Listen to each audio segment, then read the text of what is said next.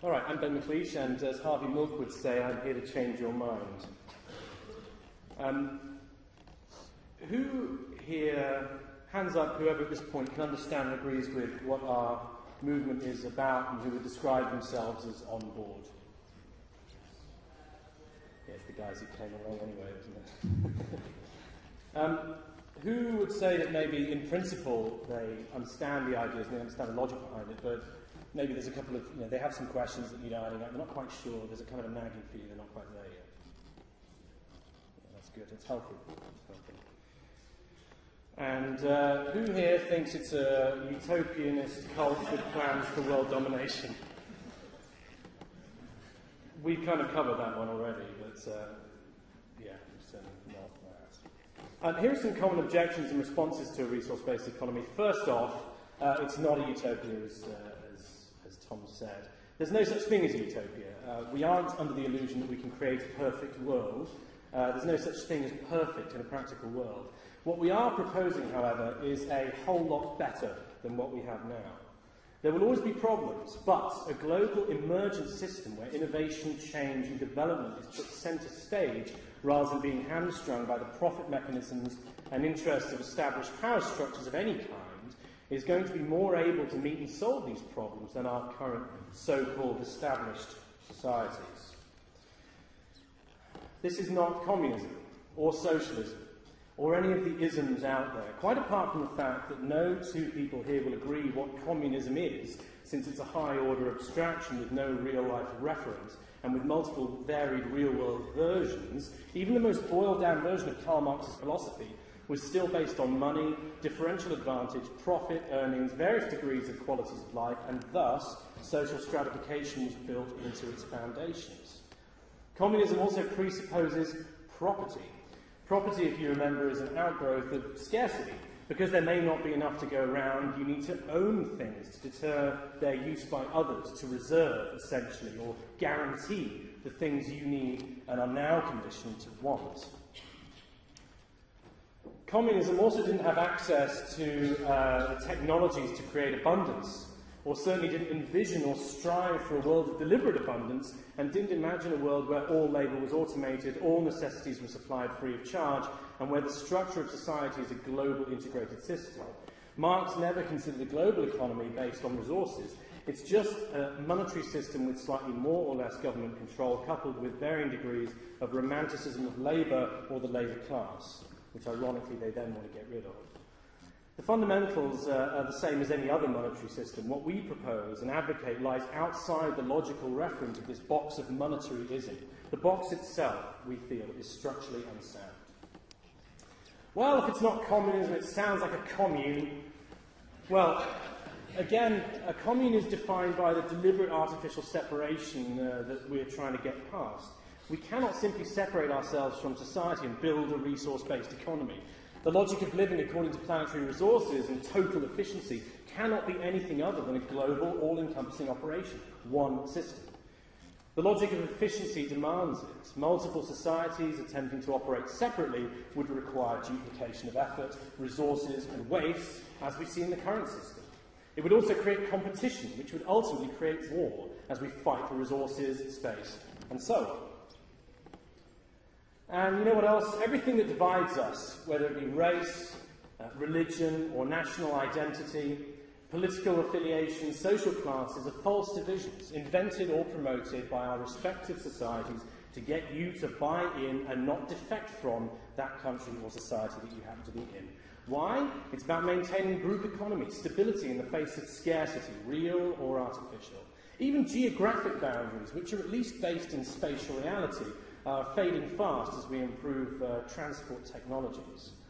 We are, and always have been, one global human race.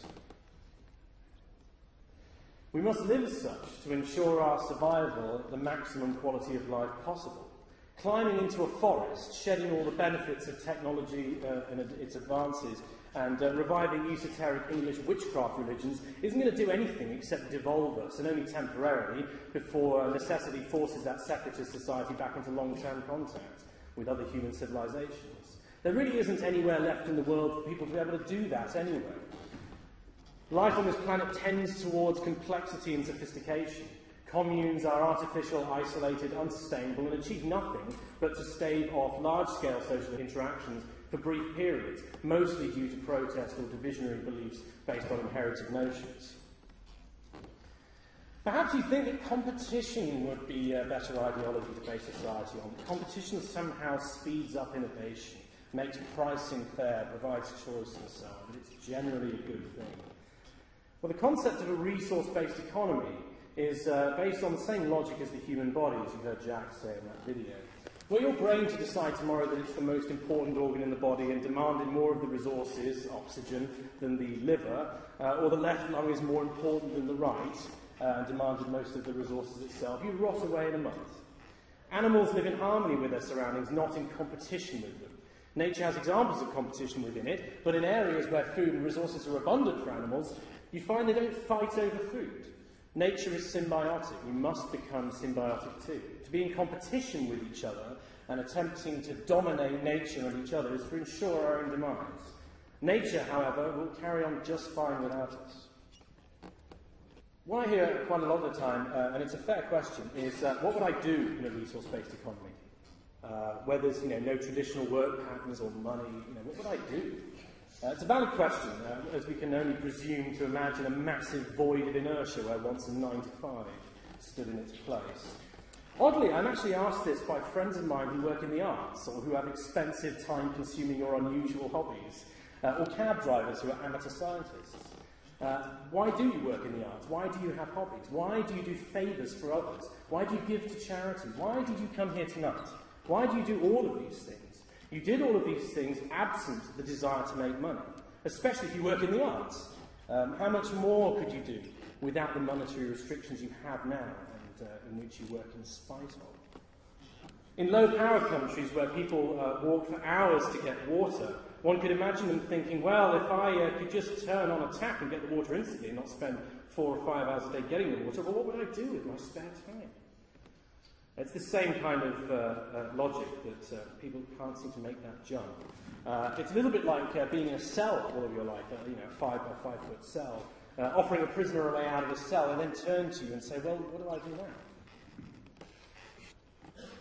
A related point, what about motivation to do anything if you aren't essentially forced by economic pressures as we are now? What will motivate us? Well, your motivation to recycle is not profit-driven. In fact, it's quite the opposite. It costs you money and time when you only factor in the drive to the bottle bank. Or Nikola Tesla, his motivation to create free energy the world over was certainly not profit-driven. In fact, JP Morgan, his backer, had to shut it down because of the impact it would have on the ability to profit from it. Or what about this? The world has written a continually growing emergent encyclopedia of 15 million articles in 272 languages in 9 years. Money has nothing to do with it, except for when they run out of it periodically and have to ask you for more via those wonderful banner ads that we're subjected to. Imagine what Wikipedia would look like if they didn't have monetary restrictions to deal with, if money were literally no object. Imagine what the world would look like if money were no object. We already have the motivation, and it's more than money. What we are suggesting is a world where this is placed centre stage.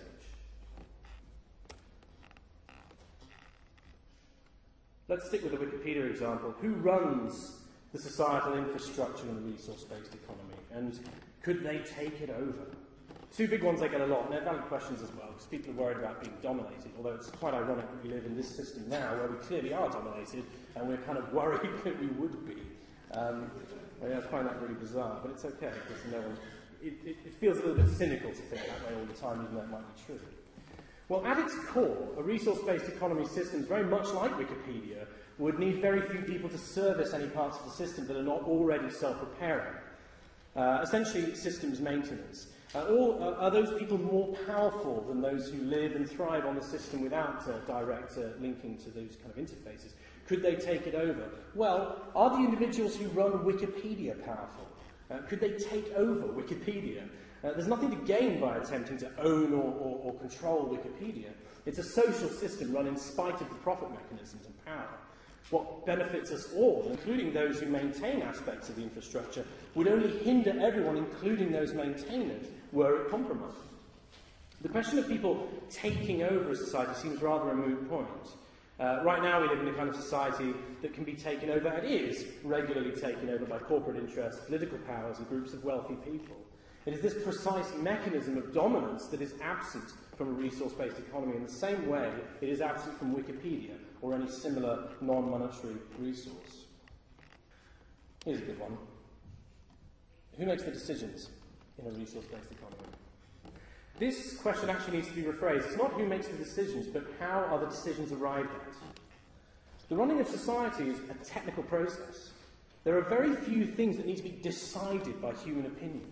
Technical processes aren't even decided by you now. Did you vote for the structural attributes of the bridge? Do you vote on which materials are used to construct houses? Do you vote on the internal mechanisms or designs of an MRI machine? No, because most of us, certainly me, don't have the knowledge necessary to make large decisions like this. We already arrive at these decisions based on the best available information we have at the time. So, what about, lazy people? If I'm busy in a contributory role, not over-consuming, won't others simply sit around and live off the fat of the land that the economy is now producing at no cost to the individual? First off, why is it that when people talk to me about lazy people, that lazy people are always other people? I find that one quite interesting. And if you do know a lazy person, when did they become lazy? Was it on their 20th birthday? Were they lazy as a child? Who here has toddlers who have chronic laziness? Who here remembers the day they became lazy? No, it happened over time, didn't it? Slow, creeping laziness set in. You get home, tired from work, you crack open a beer, you slam on the box and sink into the couch. Laziness is an effectual byproduct of our society. Either we are spent from our jobs, demotivated by the treadmill lives so many of us are made to lead, conditioned by advertising to sit and consume, or by social inflexibility to be able to go out and do the things you want to do. In a world of far greater personal freedom, these tendencies towards laziness would drop off hugely. Even if they did not, a system of technologically enabled abundance would not suffer from lazy behaviours the way it does presently. The Pixar film WALL-E imagined a world in which all the jobs had been replaced, but people were still hapless, overindulgent consumers. Note that in the film they actually left Earth to be massively inefficient and non-productive in space. The people have not changed in themselves. The society behavioural mechanisms have not changed. As technology does take over more and more of our jobs, so we must adapt to new tasks, and not simply to replace the old tasks with a complete void. It's a change that we're advocating. Coupled with the updating of technologies, the updating of our behaviour, the abandoning of the overconsumptive, passive behaviours so excellently satirised by WALL-E. So if it's not lazy people, what about dangerous people? Bad people? Well, here's something you may not have heard before. There's no such thing as a bad or evil person per se. Quite apart from the fact that those two terms, bad and evil, are thoroughly empty terms that can mean anything.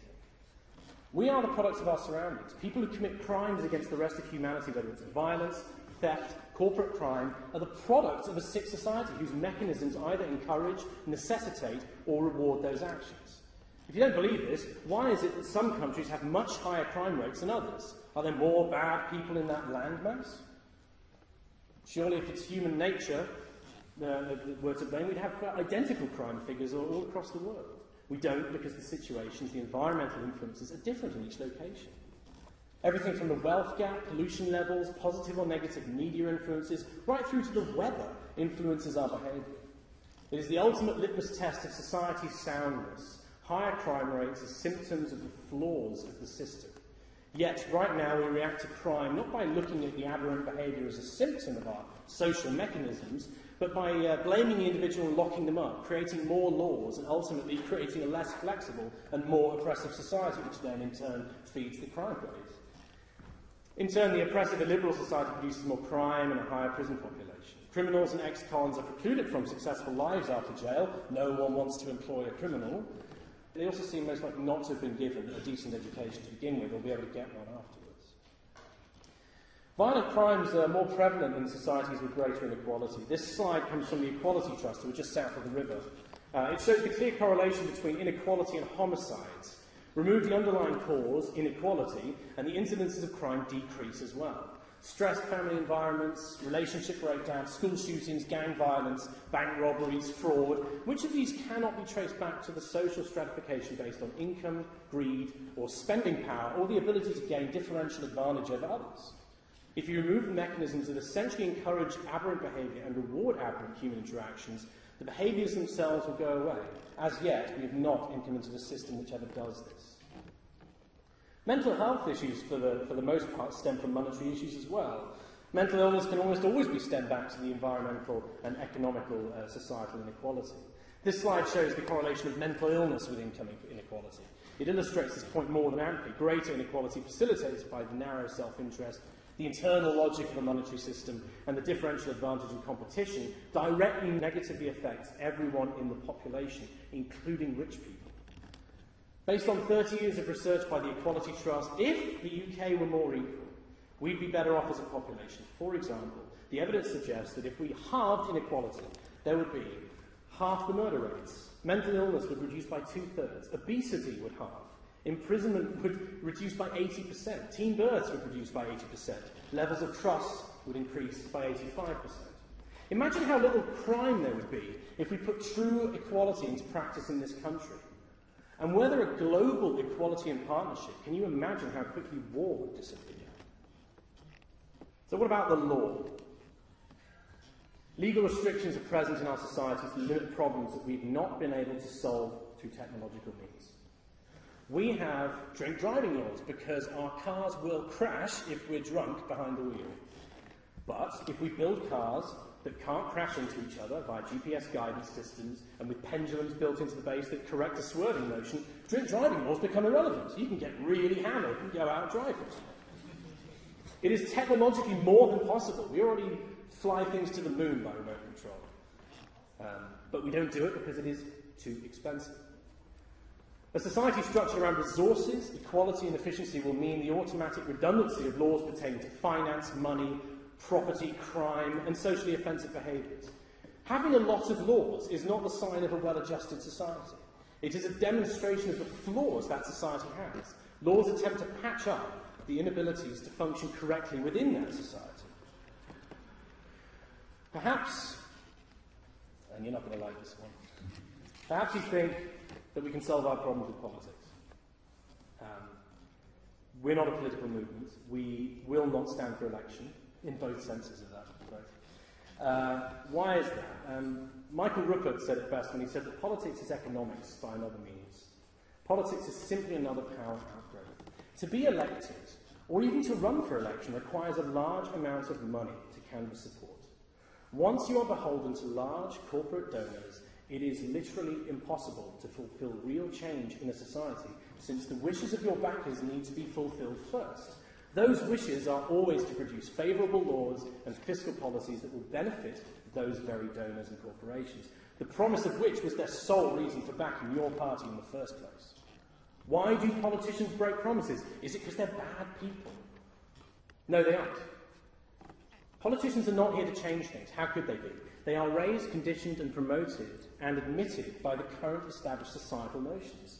They are not technical experts. How could they solve society's problems, which are technical? Most of them come from a legal background, which is semantic manipulation and nothing else. They aren't qualified to make changes. This man is an economist by trade.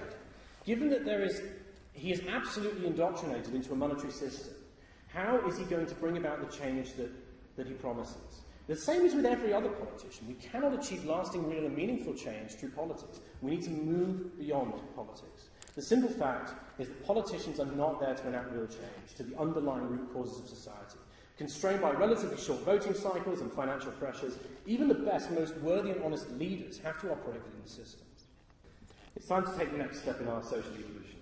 It's time to evolve along the only path that is relevant, one rooted in the real world, one that is truly possible. We have outgrown the needs for the mechanisms to manage scarcity. We have outgrown scarcity itself. We have outgrown the need for war, poverty and profit at all cost. It's time to ditch the false divisionary notions based on belief, opinion, hearsay, surmise, and any and all inherited assumptions. Human beings are amazing. On this tiny, pale blue dot, we have come from the simplest of organic life, against all odds, to our present state of sophistication and consciousness. We have put to task our ingenuity and our creativity to produce astonishing results.